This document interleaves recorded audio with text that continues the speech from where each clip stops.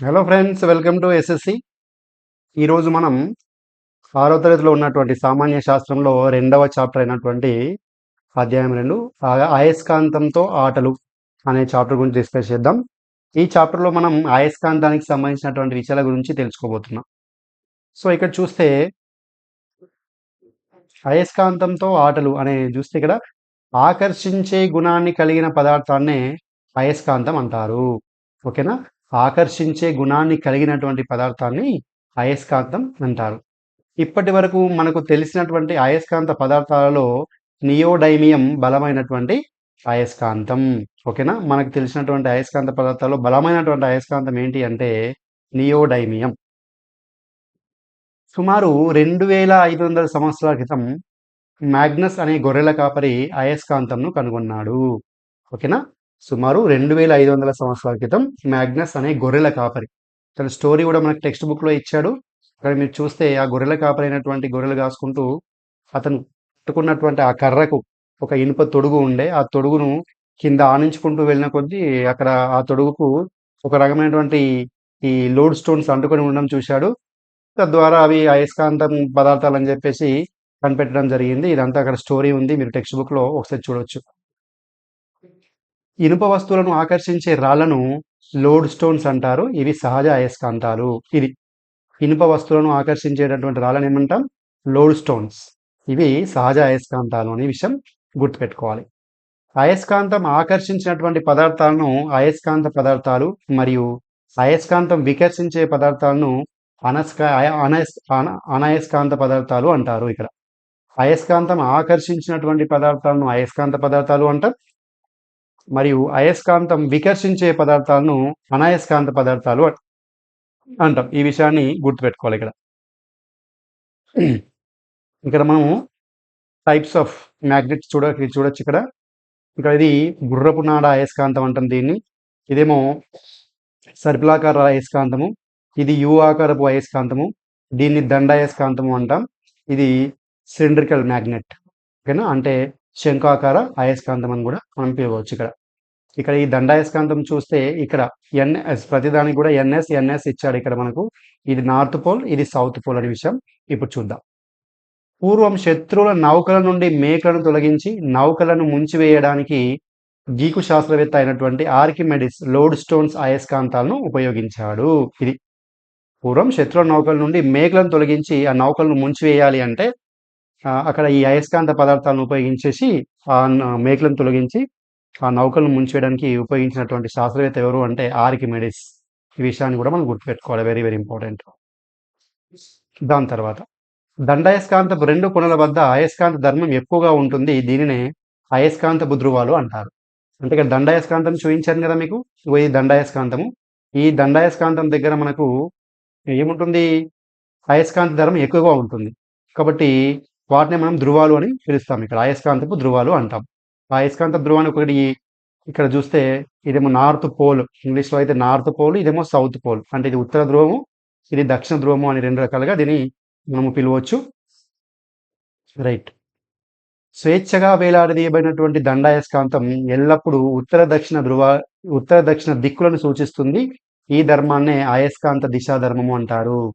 ఓకేనా? ఇక్కడ స్వేచ్ఛగా మనం దండాయస్కాంతాన్ని కనుక వేలాడదీస్తే ఒక దారం కట్టి అది కంపల్సరిగా ఉత్తర దక్షిణ దిక్కులను సూచిస్తూ ఇట్లా వేలాడుతూ ఉంటుంది. దాన్నే అయస్కాంతం యొక్క దిశాధర్మము అంటాం.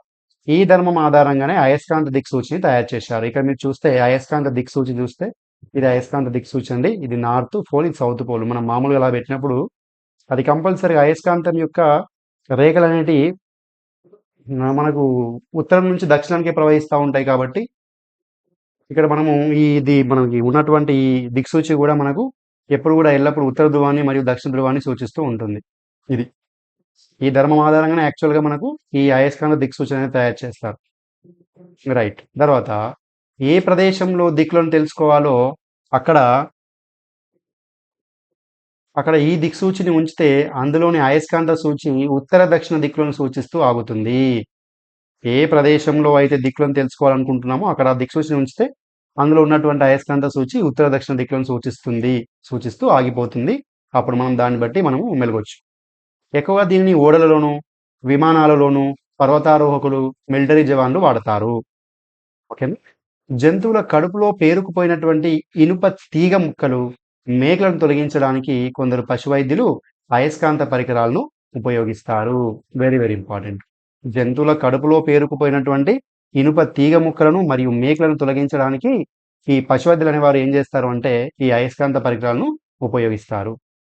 రెండు అయస్కాంతాలను ఎదురెదురుగా ఉంచినప్పుడు సజాతి ధ్రువాలు అంటే north pole to north pole ఏవైనా రెండు దండాయస్కాంతాలు తీసుకొని ఉత్తర ధ్రువాన్ని కానీ లేదా దక్షిణ ధ్రువాన్ని దగ్గరగా ఉంచినప్పుడు అవి వికర్షించుకుంటాయి. అంటే దూరంగా తోసేసినట్టుగా అనిపిస్తాయి మనకు. అదే విజాతి ధ్రువాలు అంటే north pole to south pole లేదా south pole to north pole పెట్టినప్పుడు మనం అవి ఆకర్షించుకుంటాయి. అంటే సజాతి ధ్రువాలు వికర్షించుకుంటాయి, విజాతి ధ్రువాలు ఆకర్షించుకుంటాయి అనే విషయాన్ని మనం గుర్తుపెట్టుకోవాలి. సాధారణంగా ఇనుము లేదా ఉక్కుతో అయస్కాంతాలను తయారు చేస్తారు. ఈ విషయం కూడా వెరీ వెరీ ఇంపార్టెంట్. ఇనుము లేదా ఉక్కుతో మనము అయస్కాంతాన్ని తయారు చేయొచ్చు. ఒక వస్తువును దండాయస్కాంతపు ఒక ధ్రువం ఆకర్షించి వాళ్ళకి ఇవ్వడది కదా, రెండవ ధ్రువం వికర్షించినట్లయితే ఒక వస్తువు దండాయస్కాంతపు ఒక ధ్రువం ఆకర్షించి రెండవ ధ్రువం వికర్షించినట్లయితే ఆ వస్తువు అయస్కాంతం అని చెప్పవచ్చు. అయస్కాంతం అనేది ఒక దండాయస్కాంతం యొక్క ధ్రువం ఆకర్షించి రెండవ ధ్రువం వికర్షించినట్లయితే ఆ పదార్థాన్ని మనము అయస్కాంతం అని చెప్పొచ్చు. ఒక వస్తువు దండాయస్కాంతపు రెండు ధ్రువాలు ఆకర్షించినట్లయితే ఇక్కడ తప్పుపడింది.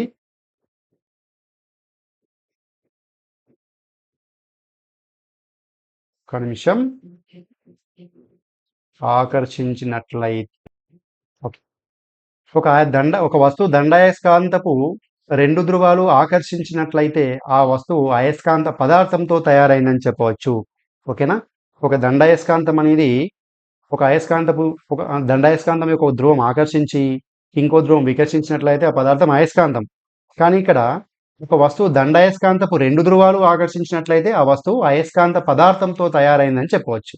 అంటే దండాయస్కాంతం యొక్క రెండు ధ్రువాలు ఏదైనా ఒక అయస్కాంత పదార్థాన్ని ఆకర్షించినట్లయితే దాన్ని మనం అయస్కాంత పదార్థంతో తయారైందని చెప్పవచ్చు. ఒక వస్తువు దండాయస్కాంతపు రెండు ధ్రువాలు వికర్షణలు చేయకపోతే ఆ వస్తువు అనయస్కాంత పదార్థంతో తయారైందని చెప్పవచ్చు. వందల సంవత్సరాలకు పూర్వమే చైనా నావికులు అయస్కాంత దిక్సూచిని ఉపయోగించి సముద్ర ప్రయాణం చేసేవారు. ఓకేనా.